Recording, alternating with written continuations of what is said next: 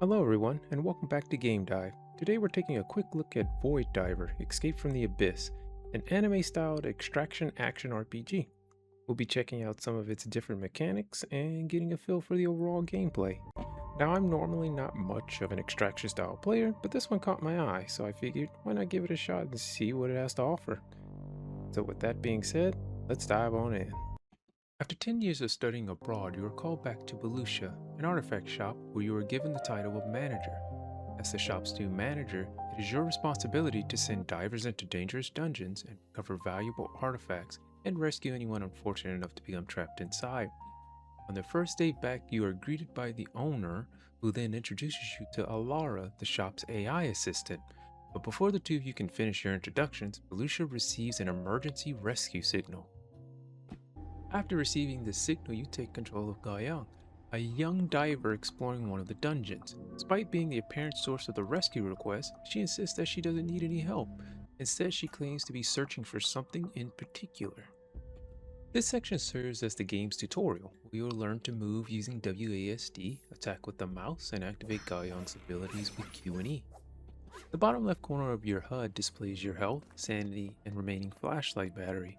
While all three are worth monitoring, your sanity and flashlight are especially important. If your sanity reaches around 50%, a hostile mimic will appear and attack you. At 100%, the game spawns a far more formidable enemy that can quickly put you in a very bad position. Your flashlight serves as more source of visibility. Shining in on enemies purifies them, lowering both their attack and defense, and making them easier to defeat. Once the battery goes out, your insanity increases even faster. Alongside the combat mechanics, the game also introduces its looting system. It works similarly to other extraction games. Interacting with the container begins a short search timer. Once the search is complete, the contents are revealed and you can choose which item to take with you. Upon reaching the end of the tutorial, Gaiyang is once again told to return to the shop. She refuses, determined to continue searching for whatever brought her into the dungeon in the first place.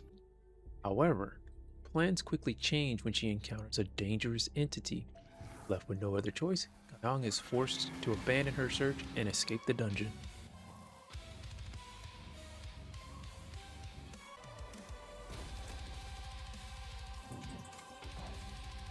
Following her rescue, Gaiyang is charged for the shop's emergency services. Unable to afford the rescuing your team as an experienced diver. Afterwards, the rest of the shop opens up, giving you access to several NPCs who provide different forms of support for your divers. Each one has a unique trait tree that can be upgraded to improve your chances of surviving future expeditions. Felix specializes in combat. His upgrades allow you to equip more abilities while increasing your damage dealt. He also allows you to change out your skills if need be. Lucas is your vendor, who also handles your shopping and crafting traits. Along with boosting your crafting and the amount of recovery items you can carry, he also increases the duration of your flashlight's battery. Edmund manages your storage while offering upgrades to your carrying capacity and inventory slots. And the last one being the Shuggoth sofa that provides health and defensive traits. You also gain access to the Narcissus, which allows you to switch between playable characters. There are currently 4 divers available, with the roster appearing to expand to 6 when the full game releases. Each diver has a different combat style. Gaiyang is primarily a damage dealer who combines sword attacks and exorcism techniques. Noah is a bruiser who uses a shotgun and a shield, allowing him to deal close range damage. Each diver has a different combat style. Gaiyang is primarily a damage dealer who combines sword attacks with exorcism techniques. Noah is a bruiser who uses a shotgun and a shield, allowing him to deal close range damage while remaining fairly durable. Neo serves as the team's spellcaster, while Raven specializes in dealing damage from a distance. I found that Gaiyang and Neo are the easiest to play, followed by Noah, then Raven. Once you've chosen your character and stocked up on potions, you're ready to begin your first proper dungeon dive.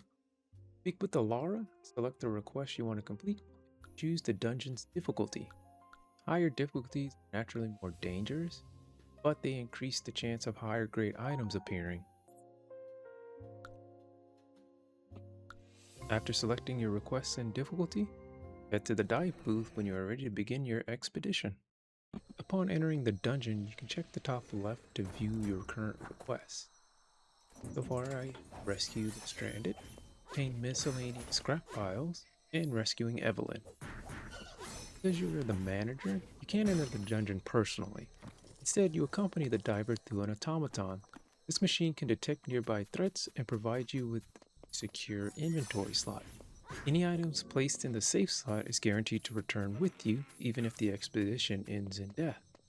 Normally, dying inside the dungeon causes you to lose everything you've collected during the dive, although any gear your character already has equipped will be retained.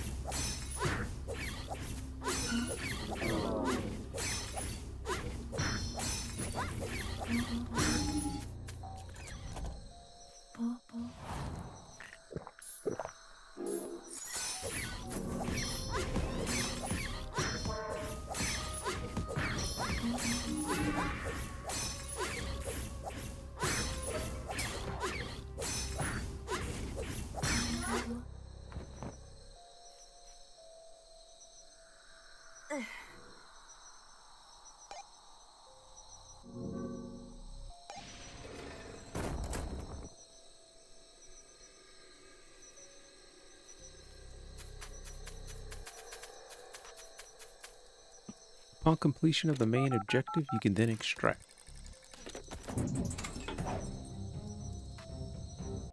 As your store's reputation increases, special customers will begin to visit Belucia in search of specific artifacts.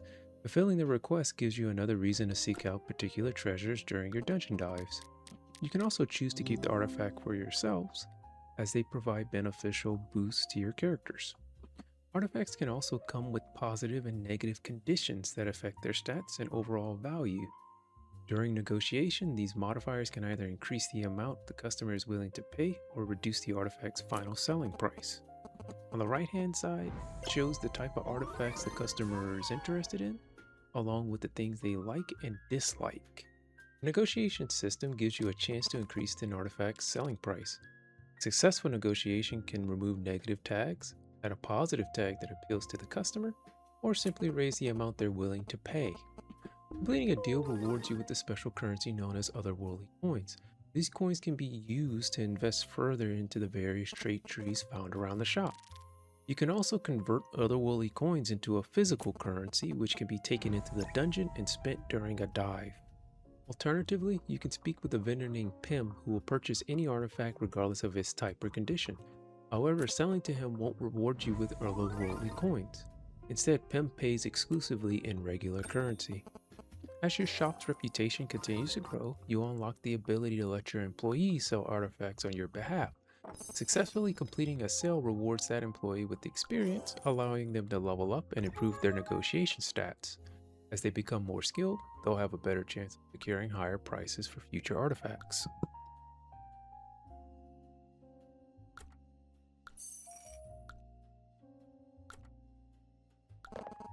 You can also unlock a crafting machine which allows you to dismantle items recovered from the dungeons for useful material.